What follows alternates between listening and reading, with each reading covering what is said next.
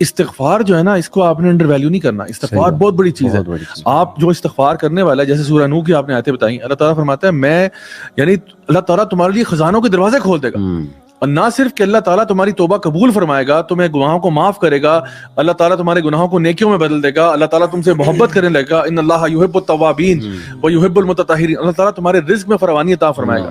یہ جو ٹینشنیں تم لے رہے ہو نا بار بار کہ جی پیٹرول اتنے کا ہو گیا، فلاں اتنے کا ہو گیا، صرف انسان اپنی انفرادی طور پہ دیکھے.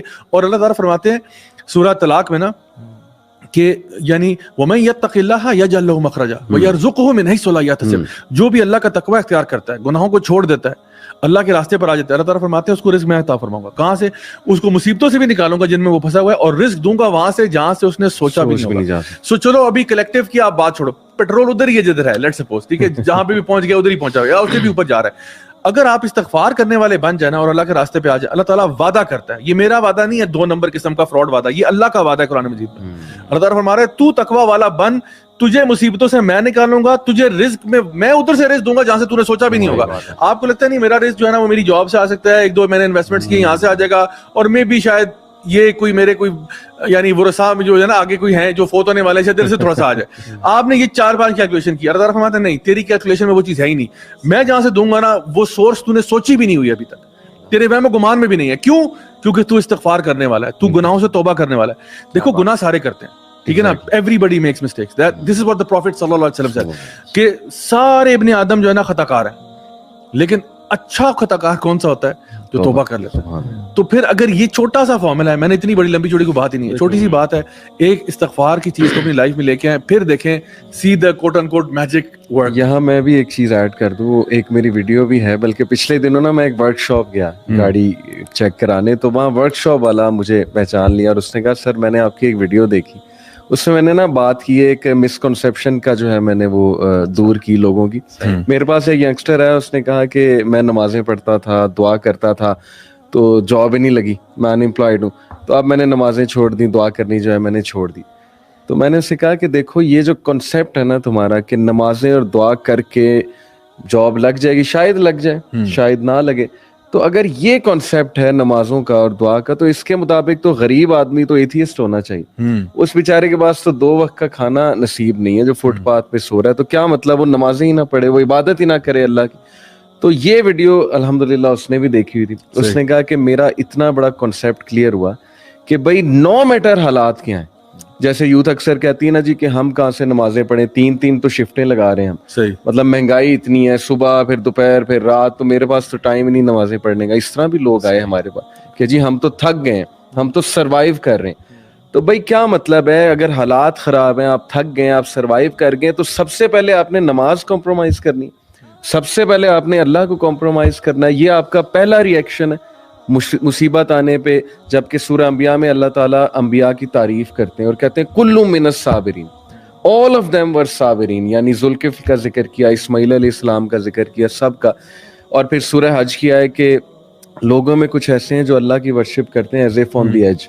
If good reaches them, they are content. جیسے ہی کوئی مصیبت آئی تو they fall back on their face and they lose the world and the آخرہ, and that is the ultimate law. Hasty بھی ہم بہت زیادہ ہے نا، ہیسٹی بہت زیادہ. جو نماز پڑھتے ہیں ہم کہتے ہیں کہ فوراً کچھ نہ کچھ فوراً رزلٹ. تو وہ جو تھا بندہ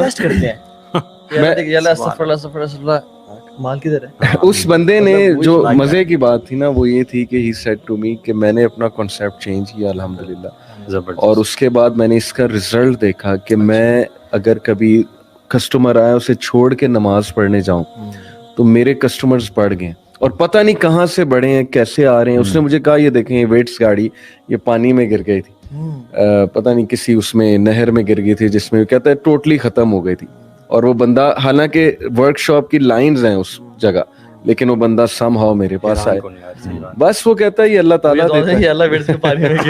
اللہ معاف کرے، لیکن وہ میرے پاس بڑی چیز میرے پاس آئی ہے، پیسوں کی اپرچونٹی ہے، بڑا پروجیکٹ آیا ہے، وہ بیچارہ سوچ رہا ہے یار میری گاڑی. بڑی مجھے خوشی ہوئی اس سے مل کے. اور ایک حدیث بھی آتا ہے نا کہ اسم اللہ کمال کی حدیث ہے، یعنی اسی بات کو کہ من لازم الاستغفار، جس نے استغفار کو لازم پکڑ لیا، ہم کیا کریں گے؟ جعل اللہ من کل ضیق مخرجا ومن کل ہم فرجا. وَيَرْزُقُهُ مِنْ حَيْثُ لَا يَحْتَسِبُ کہ ہم اس کو ہر ضیق بولتے ہیں ٹائٹنس کو, ہر مشکل کو, تنگی دور ہو جائے گی اس کی, تنگی سے ہم اس کو نکال دیں گے, مخرج بنا دیں گے. اور مخرج بھی اس ایگزٹ کو بولتے ہیں کہ when you have no doors to exit, کوئی ایگزٹ کوئی جو نا خارج نہیں لکھا ہوا کہیں پہ, آپ کہیں بلڈنگ میں پھنس گئے ہیں, وہاں پہ کوئی راستہ بنے نا, وہ مخرج بولتے ہیں. وَمِنْ كُلِّ هَمٍّ فَرَجًا, صحیح بات. اور ہم ہر قسم کی انزائٹی سے اللہ تعالیٰ آپ کو نجات دے دے گا. صحیح بات. ہر قسم کی تکلیف سے, جو آپ کی فکر ہے, وریز ہیں, ان کو نجات. وَيَرْزُقُهُ مِنْ حَيْثُ لَا يَحْتَسِبُ, اور وہاں سے آپ کو رزق دے گا جو آپ نے کبھی امیجن نہیں کیا ہوتا. ہمارے شیخ بتا رہے تھے کہ کہتے مجھے بندہ ملا, وہ کہتا ہے کہ شیخ پتہ ہے آپ کو یہ جو میری گاڑی ہے نا, یہ استغفاری گاڑی ہے. کیسے؟ کہتے ہیں کہ شیخ میں نے یہ حدیث پڑھی, میں نے یہ امام احمد بن حنبل رحمہ اللہ کا واقعہ سنا, اور کہتے ہیں میرے حالات بہت ٹائٹ تھے اور میرے پاس گاڑی کوئی نہیں تھی. کہتے ہیں شیخ میں نے کہا یا اللہ مجھے تیرے پہ توکل ہے, اور کہتے ہیں میں بیٹھ گیا مسجد میں اور میں نے استغفار کرنا شروع کر دیا, اور میں ہر نماز کے بعد اور پہلے اللہ سے صرف استغفر اللہ استغفر اللہ استغفر اللہ ربی من کل ذنب واتوب کرتا رہتا. کہتے ہیں شیخ آپ یقین جانیں, میرے پاس ایک بندہ ہے مسجد میں یا باہر کہیں, اس نے چابی دی اور کہا یہ آپ کی گاڑی ہے, یہ کھڑی ہے, اور چابی لی اور کہا میں آتا ہوں. وہ چلا گیا. کہتے ہیں I waited and waited, he never came back. میں کہتے ہیں انتظار کرتا رہ گیا وہ کب آئے گا. اگلے دن اس جگہ پہ آیا, بار بار آیا, 8 سال ہو گئے اس بات کو, he never came back. کہتے ہیں اللہ تعالیٰ نے مجھے یہ گاڑی جو ہے نا, یہ میری استغفار کی گاڑی ہے, مجھے وہاں سے عطا کی ہے. سو بات یہ ہے کہ اللہ کو ٹیسٹ نہ کریں, اللہ پہ توکل کریں. اللہ سبحانہ تعالیٰ جو ہے نا وہ یہ مطلب مجبور نہیں ہے کہ آپ جو ہے نیت دیکھتا ہے. یہ بندہ سنسیئرلی میرے پاس آتا ہے, اور استغفر اللہ بھی جب ہم نے ایکسپلین کیا, اٹس ناٹ تسبیح پھیرنا 100,000. میں تو سمجھتا ہوں کہ true repentance is change behaviour.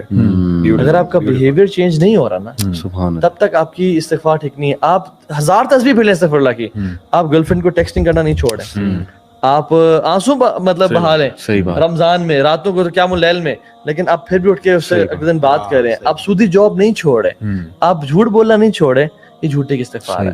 یحییٰ بن معین کہتے ہیں یہ جھوٹے کی استغفار ہے. سچے استغفار کیا ہے کہ جو شخص اپنا بیہیویئر چینج کر لینا اور پھر آ جائے, دس از ٹرو ریپینٹنس.